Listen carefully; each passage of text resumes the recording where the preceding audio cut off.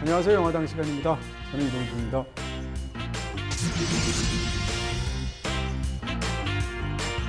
안녕하십니까. 캡틴당 김주현입니다. C자를 그리신 건가요? 네. 네. 캡틴, 오 마이 캡틴이라고 네. 부르고 싶고 네. 그래서 우리가 방송하니까 캡틴 중에서도 어떤 캡틴이 어울릴까? 캡틴 큐가 어울리지 않을까? 네. 옛날 사람들만 아는 글쎄 개그였습니다. 말이에요. 네. 네. 큐 외쳐주시면 네. 나의 캡틴이 되기 때문에 네, 뭔가 저의- 애구가 돼야 될 것 같은 느낌. 오 캡틴, 마이 캡틴 큐라고 부르고 싶었습니다. 네. 네, 5월이 되면 사실 이렇게 기념할 만한 많은 날들이 있잖아요. 어린이날 특집 약간 비슷하게 지난주에 저희가 네. 또 해서 이번에는 스승의 날 특집을 한번 마련해 보았고요. 네. 정말 영화에서 이렇게 뭐라 그럴까요? 참된 교사상, 다양한 교사상들이 있고 또 우리 기억에 남는 멋진 영화들이 많은데 어떤 영화 기억나세요? 저는 투서 투스 위들러 네. 선생님께 사랑을 네. 이라고 한국에서도 네. 했었던 그래서 또 네. 뭐 선생님들에 대한 뭐 사랑 같은 오늘 사실 오늘 다룰 영화가 대표적일 그렇죠. 것 같고요. 네, 이 영화 말고도 뭐 홀랜드 오퍼스라든지 네. 많은 분들 위험한 아이들이라든지 이런 그렇죠. 영화들 위험한 아이들. 디태치먼트 같은 영화들도 있었고 한국 영화로는 선생 김봉두 완득이 선생 김봉두 네. 차승원 씨가 혼자 고스톱 치는 장면 너무 좋아하는데 여기다 이렇게 붙이잖아요. 이렇게 혼자 네. 돌아가면서 그렇죠. 1인 다역을 하면서 맞아요. 그 장면이 생각이 나네요. 자, 언제 그 한국판 그 선생님 영화들은 따로 한번 모시기로 하고 네. 오늘 할리우드판으로 한번 모셨고요. 근데 제가 좀 예를 든 영화들보다도 영화 속에 등장하는 참된 교사상, 참된 선생님상 하면 제일 먼저 떠오르는 얼굴은 저는 로빈 윌리엄스 얼굴이에요. 네. 그렇지 않습니까? 네. 일단 우리가 생각하는 머릿속에 꿈꾸는 이상으로 꿈꾸는 선생님의 상이라고 하면 인자하고 이해가 많고 하지만 어느 순간에는 강렬하기도 한 그런 사람을 꿈꾸는데 어쩌면 로빈 윌리엄스가 가지고 있는 기본적인 네. 모습 자체가 굉장히 선한데도 이상한 강단 같은 게 있어 보이잖아요. 맞아요. 그래서 어울리는 것 같아요. 인자한 측면, 인간적인 측면이 있는 데다가 굉장한 또 카리스마가 있는데 카리스마가 약간 폭력적인 이런 쪽이 전혀 아니고 당연히 이제 가장 유명한 이쪽으로 영화는 바로 죽은 시인의 사회가 아닌가 싶은데 정확하게는 교사 영화라고 말하기 어려운 부분이 있겠지만 많은 사람들이 또 굿윌 헌팅을 떠오르시기도 합니다. 이 영화에서 등장하는 사람이 이제 대학에서 가르치는 사람이기도 하고 또 이 극 중에서는 이제 의사와 환자로 만나기도 하는데 어쨌건 보여주는 그런 모습은 정말 뭐라고 볼까요? 삶에서의 선생님 같은 느낌? 둘 다 근데 로빈 윌리엄스가 또 이 선생님 역할을 맡아서 오늘 한번 그렇게 특집을 마련해 봤습니다. 선생이라는 그 직업을 어떤 식으로 해석하느냐의 차이일 것 같은데 맞아요. 우리에게 지식을 가르쳐 주는 사람이 선생님인가 네. 아니면 우리에게 앞길을 제시해 주는 사람이 선생님인가 후자일 경우에는 로빈 윌리엄스의 이 두 편의 영화야말로 어떤 사람에게 가르쳐 준다기보다는 그의 앞길을 환히 비춰주고 제시한다는 측면에서 더 맞습니다. 올바른 선생님이라고 생각을 한다면 이 두 편의 영화가 그런 식의 지시를 해주는 것 같습니다. 그렇죠. 또 두 영화가 이제 89년에 만들어졌고 그로부터 한 8, 9년 뒤에 굿윌 헌팅이 만들어졌는데 많은 분들이 또 두 영화를 좋아하기도 하고요. 네. 두 영화 모두 정말 초강력 모든 사람들이 계속 떠올리는 어떤 대사라든지 또는 어떤 장면들이 반복되어서 많은 사람들이 지금까지도 좋아하는 할리우드 클래식이 되지 않았나 싶은 생각이 있습니다. 로빈 윌리엄스는 저희가 한번 이렇게 따로 특집을 다룬 적이 없으니까 로빈 윌리엄스 하면 이제 수많은 영화들이 떠오르게 되는데 아카데미 한 4번 정도 후보에 올라서 바로 오늘 소개해드리는 굿윌 헌팅을 통해서 수상은 딱 한 번 했었죠. 네, 그렇게 얘기할 수 있습니다. 저는 로빈 윌리엄스의 뭐 많은 그 영화 떠오르는데 굿모닝 베트남 그 영화 DJ 제일 역할. 먼저 떠오르더라고요. 굿모닝 베트남을 보시면 로빈 윌리엄스가 목소리를 쓰는데 얼마나 탁월한 장인인가를 보여줄 수도 있고 완전 거기서 DJ로. 네, 거기서 보면 이제 테이프가 늘어지는 것을 묘사하는 장면이 있어요. 그래서 일부러 느리게 말했다가 빠르게 말했다 하는 부분이라든지 또 목소리 하면 또 우리가 또 천변 만화하는 알라딘이 있지 않습니까? 그 알라딘까지 사실 로빈 윌리엄스가 목소리를 맡아서 이런 부분들을 영화에서 기억할 수 있게 됐고요. 또 불행히도 4년 전, 5년 전에 세상을 5년 전이군요 벌써 세상을 떠나셔서 많은 사람들을 마음을 아프게 했는데 이 두 편의 영화를 통해서 로빈 윌리엄스를 또 한번 기억하는 그런 자리가 될 수도 있을 것 같습니다. 로빈 윌리엄스가 세상 떠났을 때 많은 사람들이 바로 이 식구를 떠올렸는데요. 오 캡틴 마이 캡틴이라는 식구가 피트만이 링컨을 추모했던 시인데 많은 사람들이 로빈 윌리엄스를 추모하면서 이 시를 인용을 했죠. 그래서 우리 시대의 진정한 캡틴이라고 생각이 되기도 합니다. 네, 그 의미에서 오늘 또 이렇게 네. 만들어 주셨죠. 네. 자, 1분 브리핑으로 한번 넘어가서 네. 어떤 이야기인지. 5월 달에 왜 이렇게 많은 날들이 뭐 어린이날, 어버이날, 스승의 날 많은가 보다가 그렇다면 한국의 국가 기념일을 한번 쭉 소개를 해드리면 어떨까 조사를 해봤는데 재미있는 국가 기념일들이 꽤 많더라고요. 우리도 평상시 잘 이렇게 네. 기억하고 있지 못한. 그래서 오늘 국가 기념일의 세계로 여러분들을 초대하겠습니다. 네, 보도록 하겠습니다. 네, 무슨 뭐 난수표 같아요. 이런 숫자만 보시면 네. 난수표라고 생각을 하시는 것 같아요. 그런 것 같아요. 네. 2월 달부터 네. 12월까지 숫자들로 제가 일일이 저걸 다 적을 가다가 또 이렇게 시각적으로 보는 재미가 있을 것 같아가지고요. 2월 28일 228 민주운동 기념일부터 네. 12월 27일까지 수많은 국가 기념일이 있는데 제가 동그라미 친 것들이 있는데 좀 재미있는 국가 기념일들만 소개를 해드리고 싶어서 네. 가지고 왔고요. 네. 우선 4월 21일 네. 과학의 날입니다. 원래는 4월 19일이었어요. 네. 근데 4월 19일이었는데 4월 19일이 뭐였냐면 찰스 다윈의 사망일이었습니다. 아, 그래요. 그래서 4월 19일이 과학의 날이었다가 1967년 4월 21일에 과학기술처가 설립되면서 과학의 날이 21일로 옮겨졌고요. 네. 제일 재밌는 국가기념일은 5월 21일입니다. 뭐죠? 5월 21일은 바로 부부의 날입니다. 아, 그래요. 왜 부부의 날이라는 게 있어요. 네. 왜 5월 21일이냐 하면요. 네. 5월 달에 둘이 만나 하나가 된다. 진짜로? 그런 뜻이더라고요. 네. 그래서 5월 20일이 부부의 날에서 약간 시대가 바뀌었으니까 이제는 네. 부부의 날뿐 아니라 다른 날도 만들어야 되지 않을까. 네. 쭉 보시면 2월부터 시작하잖아요. 1월에 아무런 기념일이 없습니다. 이거, 제가 네. 제안을 하겠습니다. 국가에다가. 아, 지금 만드신 거예요, 두 개를? 1월 11일 네. 싱글의 날, 혼자의 날. 아. 혼자만 있는 사람들도 중요하다라는 생각을 하고 11월 11일은 이미 있으니까 네. 1월 11일 혼자의 날로 정해서 혼자의 날. 하면 어떨까라는 생각이 들고 알겠습니다. 5월 15일은 네. 뭐 말씀드린 것처럼 스승의 날인데 네.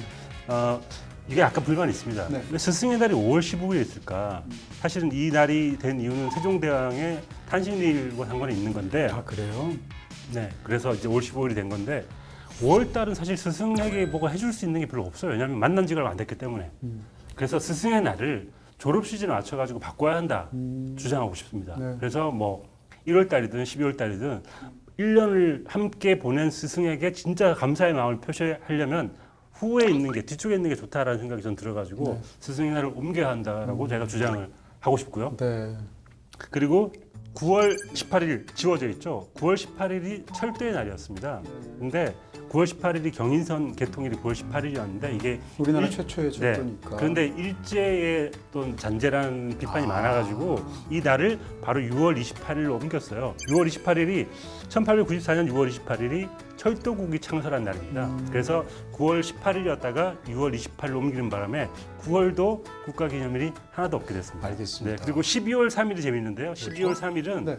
소비자 보호의 날이에요. 소비자의 날이에요. 근데 세계적으로 소비자의 날은 미국과 이런 날 곳은 12월 3일이 아니고 3월 15일이 맞습니다. 3월 15일인 이유는 케네디가 소비자 보호에 관한 특별 교서를 만들었기 때문에 3월 15일인데 한국만 유독 12월 3일입니다. 이게 네. 1979년 12월 3일에 소비자보호법이 통과되었기 때문에 12월 3일인데 또 하나 의미도 있는 것 같아요. 네.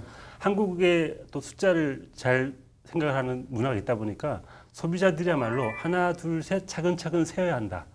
소비자들이 자기의 권익을 보호하기 위해서는 하나, 둘, 셋 차분하게 세어보자라는 의미에서 소비자 보호의 날이 12월 3일이 아닐까 혼자 추측을 해봤습니다. 네. 이런 식으로 네. 숫자로 생각해보는 국가기념일로 5월달 한번 제가 기려봤습니다. 네, 진짜 몰랐던 사실들을 오늘 굉장히 많이 알게 됩니다. 네.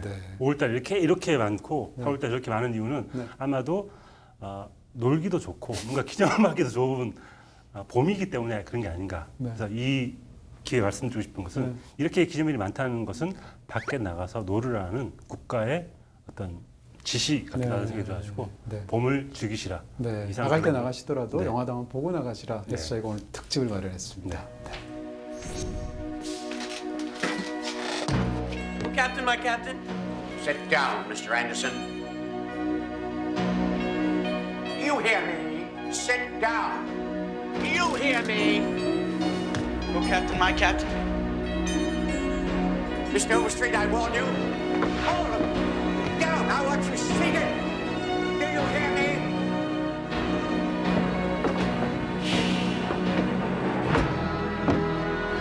Sit down.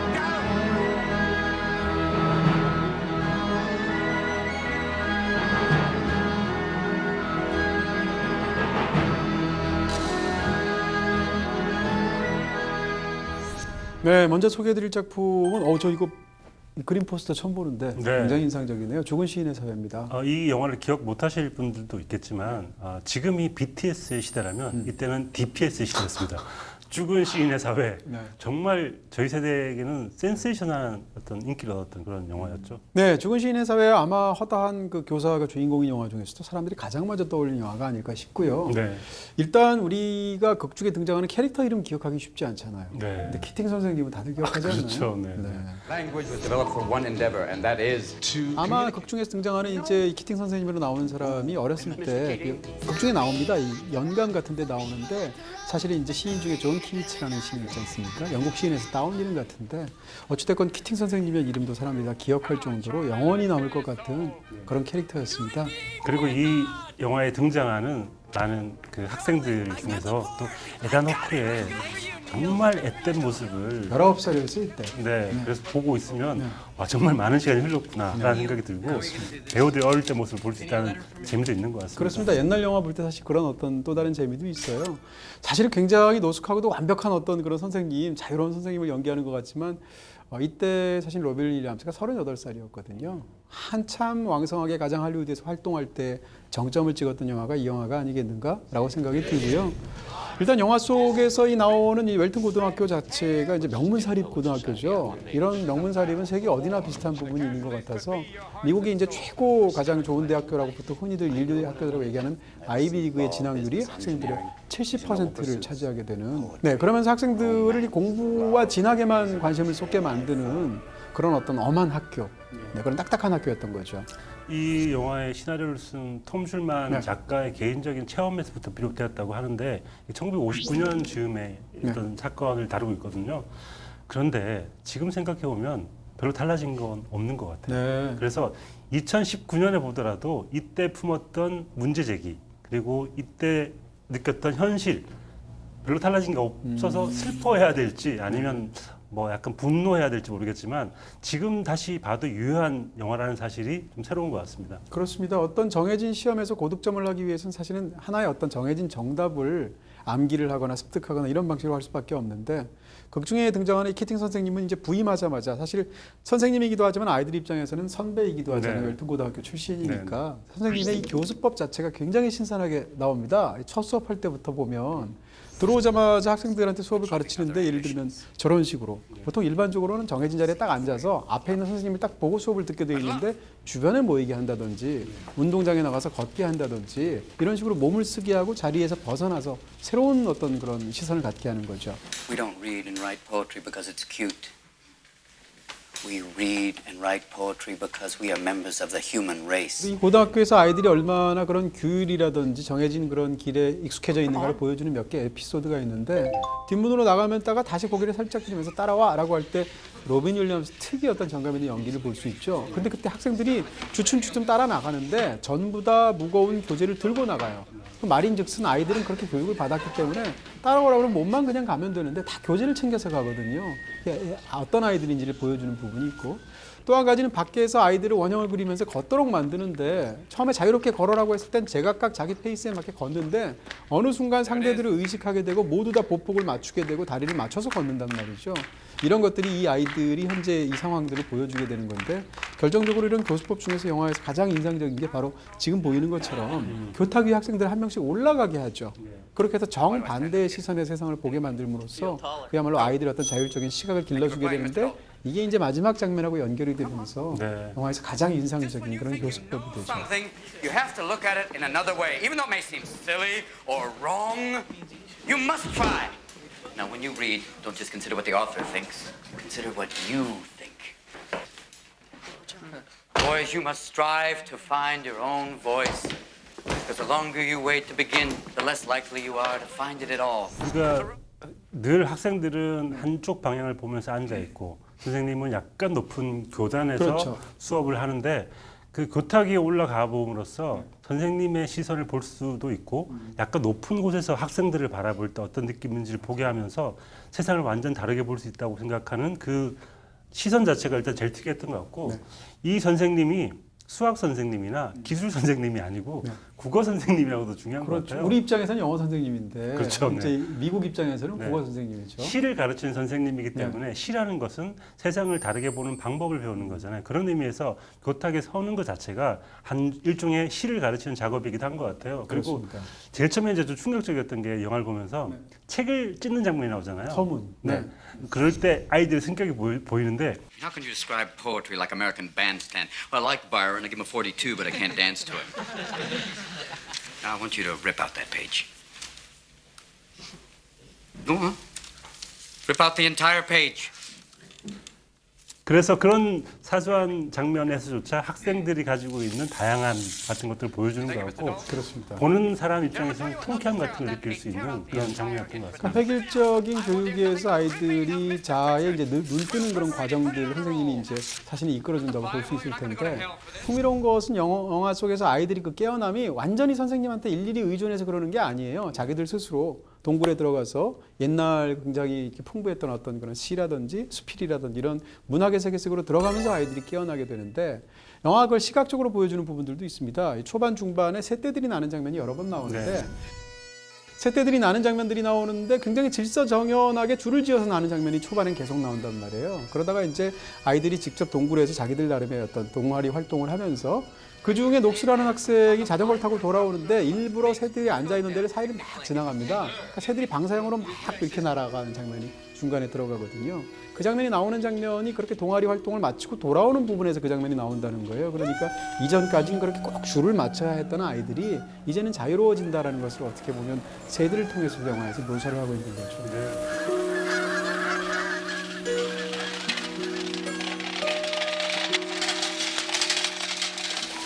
이 제목은 사실 오역이잖아요. 네. 많은 부분들이 이야기되듯이 저는 예전에 이제 영화를 보러 갈 때 죽은 시인의 사회가 스릴러 영화인 줄 알았어요. 무섭잖아요, 뭔가. 네. 근데 영화를 보면 사실은 정확하게 번역을 하자면 아이들의 그 동아리 모임의 이름인데 Dead Poets Society라는 것이 이미 세상을 떠난 고시인들에 대한 문학 연구 모임이란 뜻일 텐데 그걸 말 그대로 죽은 시인의 사회 하니까 약간 이상한 부분은 있어요. God. What's the Dead Poets Society?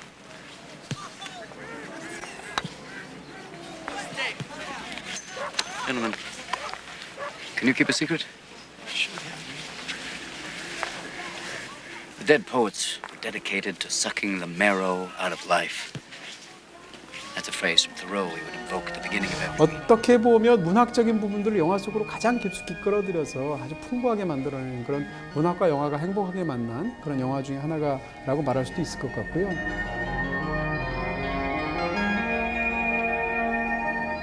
인상적인 대사가 굉장히 많은데 아까 캡틴에 관한 이야기는 해주셨고 카르페 디엠 아까 이야기해 주셨지 않습니까? 네. 호라티우스의 이제 고대 그리스 시인이죠. 식귀를 가져온 건데 실제로 이 카르페 디엠이라는 게 이전에도 유명한 경구였지만 이 영화 이후로 이제 국제적으로도 굉장히 많은 사람들이 쓰게 됐고 네. 관련된 이야기 중에 저는 이제 주디 덴치 얘기가 굉장히 인상적이에요. 네. 영국 배우 주디 덴치 있지 않습니까? 81살이 됐을 때 손녀가 선물을 해줬는데 손목에다가 카르페 디엠이라는 문신을 새겨줬대요. 네. 근데 이게 현재를 즐겨라는 뜻이지 않습니까? 그렇죠. 근데 81살 된 주디 덴치에게 현재를 즐기라고 손목에 손녀가 선물했단 말이에요. 그 부분이 이제 굉장히 감동적인 측면이 있는데 이런 식으로 많은 사람들이 이 경구 자체를 인생에 대한 어떤 태도를 굉장히 이렇게 강하게 끌어당기는 어떤 그런 조언을 해준 그런 명문장으로 기억하게 됐죠. If you listen real close, you can hear them whisper their legacy to you.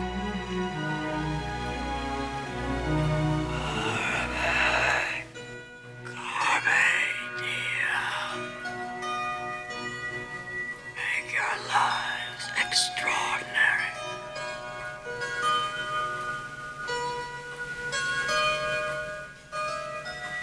저 한편으로는 키팅 선생님의 훌륭한 그 교수법에 대한 이야기 같기도 하지만 네.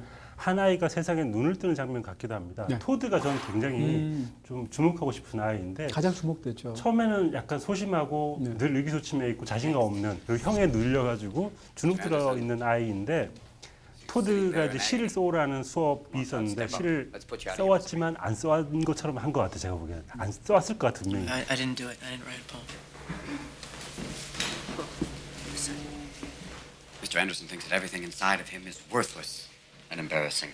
그럴 때 키팅 선생님이 토드를 앞에 데리고 와서 눈을 감게 한 다음에 그 안에 있는 것들을 꺼내주잖아요. 네. 그래서 이거는 네. 토드가 안에 있던 것들을 꺼내는 그런 영화라는 생각이 들기도 하고요. 그리고 선생님은 뭔가 가르쳐 주는 것보다 그 안에 있는 잠재력 그리고 그 안에 있는 야성 같은 걸 끄집어내주는 역할을 하는 사람이 선생님이 아닐까 하는 생각이 들기도 하더라고요. 그렇습니다. 토드는 사실은 이제 잘 안 보이는 아이지 않습니까? 그런데 영화 이제 뒷부분에 가게 되면 사실은 가장 먼저 책상 위에 올라가는 아이가 토드이기도 하잖아요. Get them? Stay with the blanket. Tell me about that blanket. You push it, stretch it, it'll never be enough. You kick at it, beat it, it'll never cover any of us. From the moment we enter crying to the moment we leave dying, it'll just cover your face as you wail and cry and scream.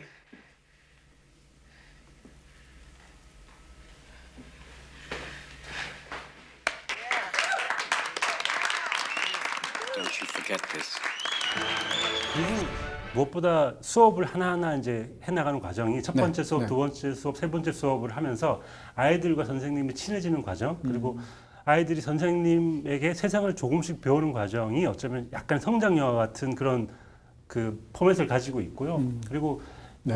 그 사이에 말씀하신 것처럼 이건 키팅 선생님이 좋은 선생님이라는 이야기가 아니라 키팅 선생님이 불을 붙여 주었을 뿐 나머지 것들은 아이들이 직접 자발적으로 모임을 만들고 스스로 성장해 나가는 이야기처럼 보입니다. 그렇습니다. 그런 부분에서 이제 굉장히 인상적인데 바로 이 장면인데 이 장면은 이제 얘기해도 스포일러가 안 되지 않을까? 왜냐하면 너무 네. 유명한 장면이라서. 이 장면이 뭐 체벌받으러 서는 장면이라고 아시는 분들도 있을 수 있겠지만 네. 사실 영화를 보신 분들은 이 장면 잊을 수 없고 그러니까 이 장면 얘기는 안 할 수 없을 것 같고요. 네. 저는 이제 이 장면이 사실은 어떻게 보면 굉장히 극화된 장면이고 아주 인위적인 장면이잖아요. 그럼에도 불구하고 할리우드 대중 영화에서 저렇게 감동을 만들어내는 것으로 정말 이 장면은 굉장한 부분이 있다라는 생각이 들고요. 네.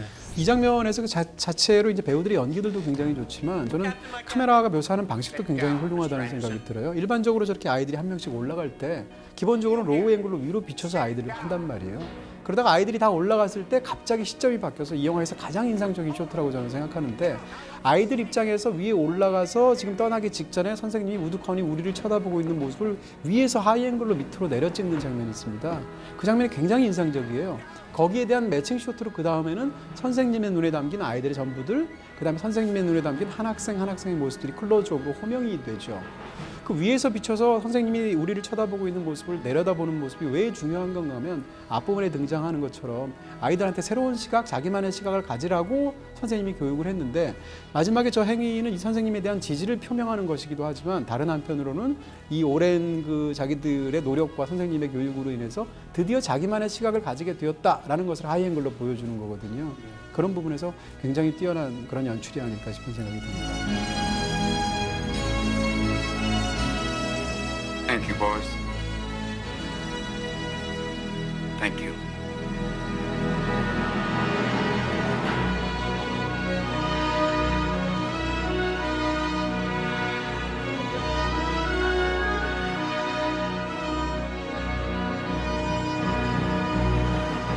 또 저 장면이 굉장히 리얼리티도 있는 게 안 올라간 학생들이 더 많잖아요. 그렇죠. 네. 그 학생들은 자기 뭐 이렇게 마음에 걸리는 부분이 있지만 어쨌든 고개를 숙이고 등을 돌리고 있는 상태에서 나머지 한 10여 명의 아이들이 올라가게 되는 건데 그런 부분에 저 마지막 우리가 기억하고 싶은 이 로빈 윌리엄스의 저 얼굴 보니까 저 울컥하는 느낌이 드네요. 네. 저 모습까지 참 인상적인 좋은 장면이 아니었나 싶습니다. It's not your fault. Don't with me. It's not your fault. Don't with me, all right? Don't with me, Sean, not you. It's not your fault.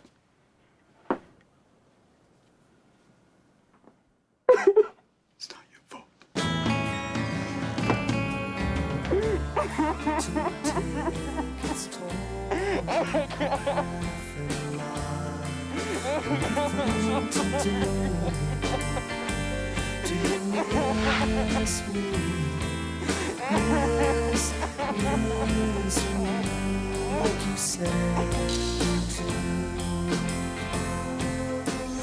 네, 두 번째 소개해드릴 작품은 고딜 헌팅입니다. 네. 이 영화 이제 나온 지 벌써 이 영화가 20년이 넘었네요. 사냥 영화죠? 아, 진짜로 이 영화가 왔을 때 이제 처음 이 당시에는 한국에서 인터넷이 사용되긴 했으나 아주 보편화되지는 않고 네. 또 그 다음에 지금처럼 많은 어떤 무슨 번역 시스템도 없고 무엇보다도 영화의 내용이 몰랐을 때입니다. 저 그때 그 당시에 저는 기자였었는데 다른 어떤 매체의 기자가 굿윌 헌팅을 번역을 어떻게 할 것이냐.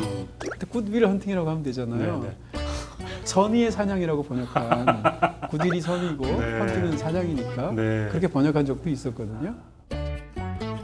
네, 이 굿윌 헌팅은 저는 이번에 20년 만에 다시 봤어요. 다시 봤는데 뭐라고 그럴까요? 그 당시에도 그랬지만 이번에는 두 배로 짠한 느낌이 있더라고요. 왜냐하면 이 영화가 우리를 짠하게 만드는 두 사람이 있거든요. 한 명은 로빈 윌리엄스고 또 한 명은 엘리엇 스미스입니다. 아 그렇죠. 이 영화에 이제 엘리엇 스미스 노래가 한두 곡도 아니고 여러 곡이 들리는 계속 데다가 밑에 밑바닥에 은근하게 깔려있죠. 그렇죠. 그리고 이제 제일 유명한 노래 이제 미스 미저리인데 그 노래로 아카데미 주제가상 후보까지 올랐는데 그 당시 아카데미 시상식 지금도 기억나거든요. 그 무대에 올라와서 공연을 했어요. 네, 엘리엇 스미스가 공연한 것까지 기억이 나는데 엘리엇 스미스도 로빈 윌리엄스처럼 스스로의 판단에 의해서 비극적으로 세상을 떠나게 됐잖아요. 그래서 이 영화를 다시 보는데 두 사람이 이렇게 매칭이 되면서 둘 다 참 좋아했거든요.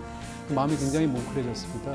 근데 어쨌건 이 장면처럼 이제 이때 아카데미 기억하시는 분들 굉장히 많은데 로빈 윌리엄스도 일단 나무 조연상을 받기도 했고 이 두 사람은 사실 각본 상을 각본 상 받았잖아요. 받았죠. 네네. 근데 그 당시에 TV를 보면서 무슨 생각을 했냐면 아 새로운 스타의 시대구나라는 게 확 느낌이 왔어요.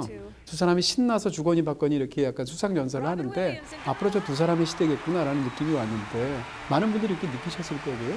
그 이후로 실제로 두 사람의 어떤 스타 파워가 지금까지 이어지게 됐죠. 네. Agent Hollywood. Yeah, Patrick Whitesell. And Cuba Gooding for showing us how to give our acceptance speech. And all our friends and family. And everybody back in Boston watching us tonight. 알고 봐서 그런지 이번에 다시 보면서 영화 자체가 굉장히 젊구나. 네. 의외로 이렇게 휴먼 드라마는 약간 능숙하고 노숙한 느낌이 있는데 이 영화는 굉장히 젊고 힘 있는 영화다라는 생각을 다시 하게 됐고요. 어쨌건 이제 이게 우리가 굉장히 좋아하는 드라마의 하나의 어떤 형식이지 않습니까? 천재 스토리. 비밀스러운 천재. 네. 아직 발견되지 않은 천재 스토리, 그럼 발견되는 과정에서 신데렐라 스토리 이 두 가지가 이제 붙어 있어서 사실 이런 영화를 사람들이 굉장히 좋아해요. 그런데 어떻게 보면 이제 클리셰적인 표현들도 있습니다. 예를 들면 이제 천재를 묘사할 때 그 천재가 어떤 천재냐? 주로 수학이나 물리학 쪽의 천재가 아무래도 이제 뭐 문학이라든지 역사라든지 이런 천재보다 훨씬 더 자주 묘사가 되고 국어 천재는 쉽지가 않아요. 그런 면에서 이제 수학 천재라는 거. 또 한 가지는 반드시 칠판이 나옵니다. 그래서 칠판에 아무도 못 푸는 문제가 있는데 어느 순간 가보면 막 풀고 있어요. 네. 이 영화도 그렇지만 히든 피겨스도 똑같거든요. 그런 부분에서 어떤 천재에 대한 묘사가 사실은 굉장히 티피컬하면서 클리셰에 가까운 부분이 있지만 그렇지만 그것들을 또 매번 볼 때마다 재밌는 또 그런 부분들이 있으니까 그게 클리셰에 가깝게 반복이 되는 거겠죠. This is correct. Who did this? Jack? Wasn't me. Nimish? 우리가 이제 편들게 되는 어떤 그런 부분들이 있게 되는데 극 중에 굉장히 잘난 척하게 좋아하는 특히 이제 여자들 앞에서 폼 잡기 좋아하는 하버드 남학생이 와가지고 막 역사에 대한 지식을 깔아뭉개려고 할 때 진짜 실력자인 천재이기도 한 Modalities, 윌런팅이 especially 나타나서 in the southern colonies, could most aptly be characterized as agrarian pre-capital. All right, of course that's your Hang on a contention. second. You're a first-year grad student. You just got finished reading some Marxian historian, Pete Garrison probably. You're gonna be convinced of that till next month when you get to James Lemon. Then you're gonna be talking about how the economies of Virginia and Pennsylvania were entrepreneurial and capitalist way back in 1740. That's gonna last until next year. You're gonna be in here regurgitating Gordon Wood. Talking about, you know, the pre-revolutionary utopia and the capital forming effects of military mobilization. See, the sad thing about a guy like you is in 50 years, you're gonna start doing some thinking on your own, and you're gonna come up with the fact that there are two certainties in life. One, don't do that. And two, you dropped 150 grand on a fucking education you could have got for $1.50 in late charges at the public library. 네, 그런 순간에 이 아이는 윌 헌팅은 독학해서 모든 걸 알고 있는 설정이라는 것과 수학뿐 아니라 역사, 문학 이런 것들을 다 알고 있다는 설정 자체가 뭐 굉장히 놀라운. 그렇지만 사실은 언제 봐도 재밌는 그런 부분들이 이 영화 속에 빼곡하게 들어가 있다는 거고요. 근데 이제 이런 천재 스토리가 흔히 그렇듯이 이렇게 지적으로는 엄청난 천재인데 반대쪽으로 성격적으로는 굉장히 결함이 많은. 왜냐하면 어렸을 때 상처가 너무 많고 입양되어서 들어갔을 때 양부모로부터 학대를 많이 받았기 때문에라는 건데 기본적으로 이 학생이 쩍벌남이에요. 영화에서 보시면 앉아 있을 때 네. 보통 그냥 이렇게 앉는 게 아니라 완전히 이렇게 앉죠. 네. 그래서 영화에서 첫 번째 장면을 보시면 오프닝 크레딧 시퀀스에서 방에 앉아가지고 책을 보는 장면이 있는데 이미 거기서 쪽벌남이고요. 뭐 집이니까 그럴 수 네. 있죠. 그럴 수 있다고 생각하지만 뒷부분에 가게 되면 선생님들 만나고 다른 사람 만날 때 항상 의자에 비스듬히 앉아서 다리를 쫙 벌리고 상대로부터 나는 너한테 무슨 권위나 나이 때문에 굴하지 않아라는 것을 일부러 보여주게 되는데 사실은 그것 자체가 이 아이의 어떤 방어 본능을 위약적으로 표현하는 그런 자세인 거죠.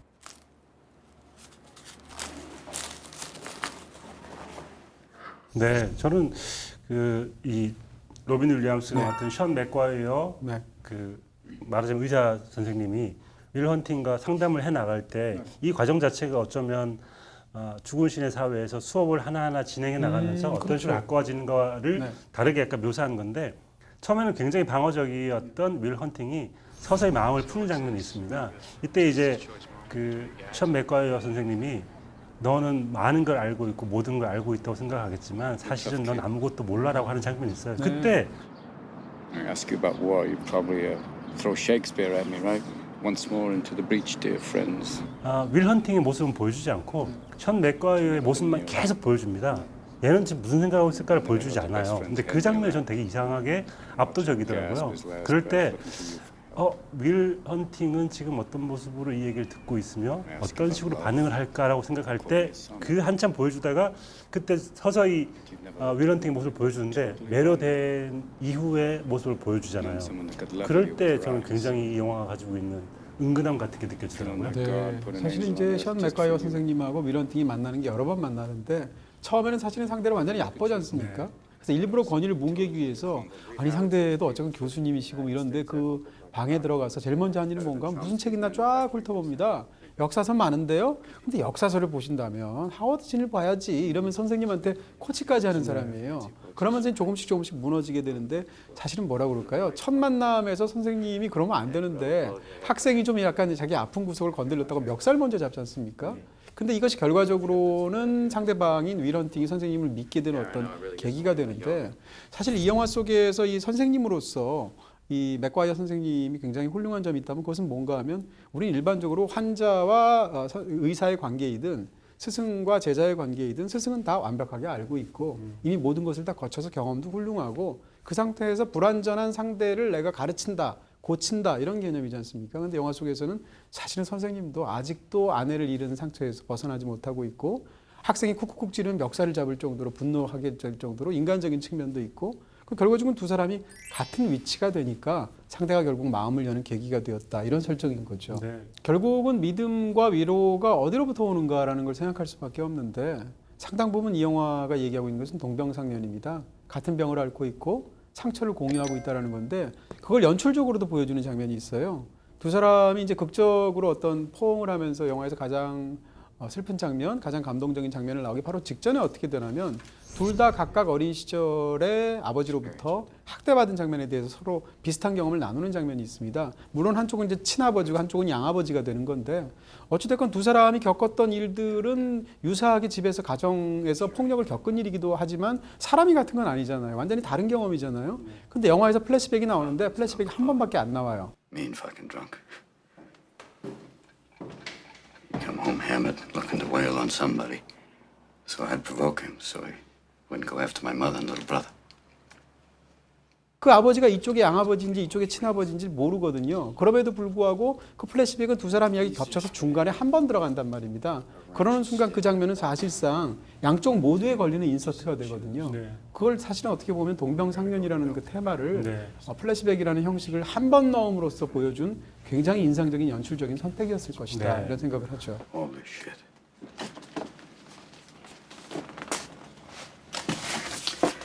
This is not your fault.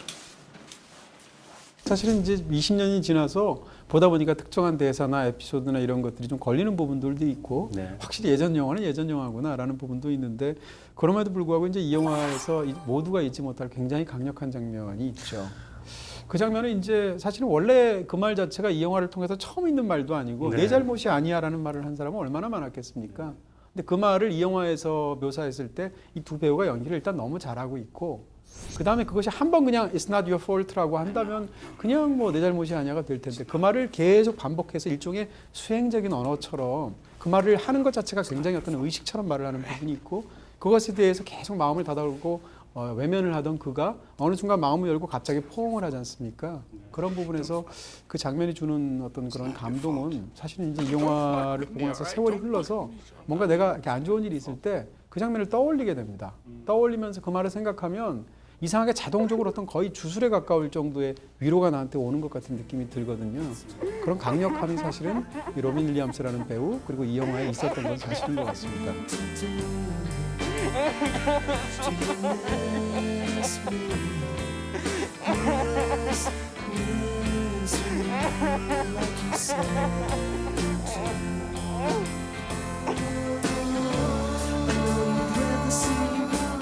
네, 사실 이제 영화에서 이 윌 헌팅은 굉장히 불행한 아이였지 않습니까? 근데 영화를 다 보고 나면 세상에 이렇게 행복한 애가 있나? 이런 생각이 들어요. 왜냐하면 어떻게 보면 주변의 모든 사람들이 이 뛰어난 특출난 재능을 위해서 다 정말 한 사람을 위한 모두 이런 느낌이 들어서 스승은 사실은 뭐라고 그럴까요? 스승도 필즈 메달을 받은 사람이지 않습니까? 램보? 네. 램보 스승의 경우에는 이제 수학에서 노벨상이라고 하는 최고상을 받은 최고의 수학자인데 이 아이를 보는 순간 자기보다 훨씬 뛰어난 천재라는 걸 알죠. 근데 그랬을 때 사실은 사람이 그걸 뭉개고 싶고 무시하고 싶은 마음이 있을 수도 있잖아요. 근데 이 선생은 그렇지 않고 자기가 발견한 재능을 심지어는 자기가 자존심이 상해서 그 학생이 풀어서 버린 것을 불태워버린 것을 무릎 꿇고 막 건져내지 않습니까? 너무 슬퍼요. 너무 슬프죠. 네. 그렇게까지 하면서 그 재능에 대해서 인정을 하고 서포트를 하는 사람이잖아요.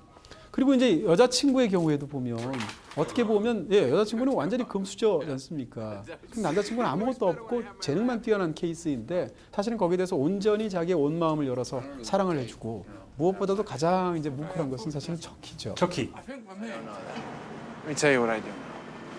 Every day I come by your house and I pick you up. We go out, we have a few drinks and a few laughs, and it's great. You know what the best part of my day is? For about 10 seconds from when I pull up to the curb when I get to your door. Because I think maybe I'll get up there and I'll knock on the door and you won't be there. No goodbye, no see you later, no nothing. Just left. 이 벤 애플렉 척키인데 실제로 두 사람이 친하기도 하겠지만 극 중에서 그 뭐라고 그럴까요? 그 육체 노동을 하고 나서 힘든 상황에 잠깐 쉬다가 하는 말 있지 않습니까? 그 장면 정말 그 감동적인 게 네, 진짜 각본을 감동. 정말 잘 쓴 것 같아요. 네. 별것 아닌 말이거든요. 맞아요. 와 정말 진심이 느껴지는 게 난 네가 잘 되길 바래. 그를 사실 그렇게 번역을 해서 얘기를 하는 거잖아요. 그렇죠. 그 대목에서 저는 정말 대본을 잘 썼구나라는 생각이 들더라고요. 단순히 대본만 잘 쓴 게 아니라 그 장면을 제대로 살려내기 위해서 사실은 집 찾아가는 걸로 영화가 시작해요. 네. 그리고 집 찾아가는 장면이 앞으로 2번이 나옵니다. 네. 그때마다 나와요. 그럼 나와서 같이 하는 게 뭐느냐? 그냥 할 일 없이 돌아다니고 친구들하고 쌈박질하고 경찰서 끌려가고 이런 짓을 한단 말이에요. 그러다가 마지막 영화의 맨 뒷부분에 가서 세 번째로 찾아갔을 때는 그가 없거든요.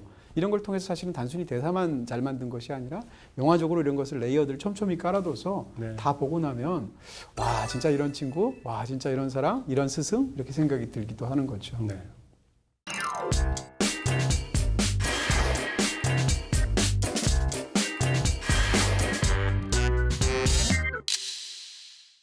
네, 두 편의 뛰어난 선생님 영화 네. 중에서 어느 영화를 더 좋아하십니까? 고민이 많이 됐는데요. 네. 그래도 조금 더 좋아하는 영화는 다시 보면서 죽은 신의 사회인 것 같아요. 둘 다 좋지만 네. 죽은 신의 사회가 지금 이 시대에 환기하는 수많은 감정들 네. 그리고 다시 봐야 할 영화가 아닌가 지금 시대라는 생각이 들어서 많은 분들에게 좀 다시 한번 봤으면 좋겠다라고 추천드리고 싶었고요. 네. 최고의 장면은 또 로빈 윌리엄스의 주제이기도 하기 때문에 가장 매력적이었던 장면을 꼽고 싶은데 굿윌 헌팅에서 윌 헌팅과 얘기를 나누다가 보스턴 레드삭스의 야구 경기를 묘사한 장면이 있습니다. 네, 네, 네. 신나가지고 네. 그 장면이 사실은 보스턴 레드삭스의 야구 경기를 묘사하는 장면처럼 보이지만 사실은 죽은 아내를 처음 만났던 장면을 묘사하는 거거든요. Did you rush the field? No, I didn't rush the field. I wasn't there. What? No, I was in a bar having a drink with my future wife. You missed Pudge Fist's home run? Oh, yeah. To have a drink with 그 두 someone? 개의 감정을 묘사하면서 야구 경기 묘사하는 장면에서 정말 이 사람은 연기를 잘하고 신나가지고 막 라디오 듣는 것처럼 이렇게 묘사를 하잖아요. 장기죠, 장기. 네. 그 장면에서 두 사람이 보여주는 케미 그리고 로빈 윌리엄스의 매력 그리고 그 유쾌함 같은 것들이 다시 생각이 나게 돼서 저는 그 장면을 제가 뽑겠습니다. 네, 굉장히 멋진 장면이죠. About some girl I saw at a bar 20 years ago and how I always regretted not going over and talking to her. I don't regret the 18 years I was married to Nancy. I don't regret the 6 years I had to give up counseling when she got sick. I don't regret the last years when she got really sick. And I sure as hell don't regret Mr. Damn Game. That's regret. 두 영화 중에서 저도 죽은 시인의 사회를 고르고 싶고요. 네. 더 좋아하는 영화는 죽은 시인의 사회고요. 장면도 저도 고디로 헌팅에서 고르고 싶은데 자신의 두 장면 중에서 이 너무 유명한 두 장면이에요. 여기서 이제 엔딩에서 이제 올라가는 학생들이 책상에 올라가는 장면과 고디로 헌팅에서 아까 말씀드렸던 It's not your fault, 내 잘못이 아니야라고 하는 장면, 이 두 장면을 놓고 고민하다가 후자를 골랐는데요. 네. 그 장면을 보면서 아까도 말씀 자세히 드렸으니까 한 가지만 덧붙인다면 뭐라고 그럴까요? 포옹 같은 그런 어떤 행위가 주는 원초적인 위로가 있는 것 같아요. 우리가 누가 이제 극단의 슬픔이 있을 때 뭐라고 말해줘야 될지 모를 때 그 사람을 안아주기도 하지 않습니까? 근데 그랬을 때 받을 수 있는 인간의 체온이 줄 수 있는 혹은 인간의 촉각이 줄 수 있는 그런 다른 것으로 대체가 안 되는 위로가 있는 것 같은데 그 장면이 그 영화 속에서 그런 모습들이 너무 잘 녹아 있는 것 같아서 네. 그 장면을 그 포옹까지 얹어서 그 대사 장면을 고르고 싶습니다. It's not your fault. Don't me, all right? Don't me, Sean. Not you. It's not your fault.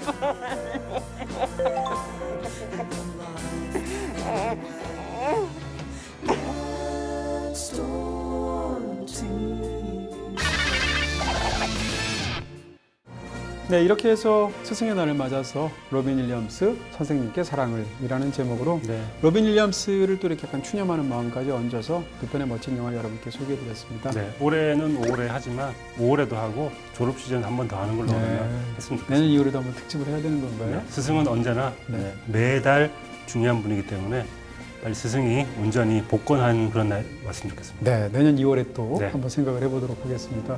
두 편 모두 BTV에서 보실 수 있고요. 저희는 다음 주에 또 뵙도록 하겠습니다. 감사합니다. 수고하셨습니다. 올라가죠. 올라가세요. 로베이가를 찍어줘.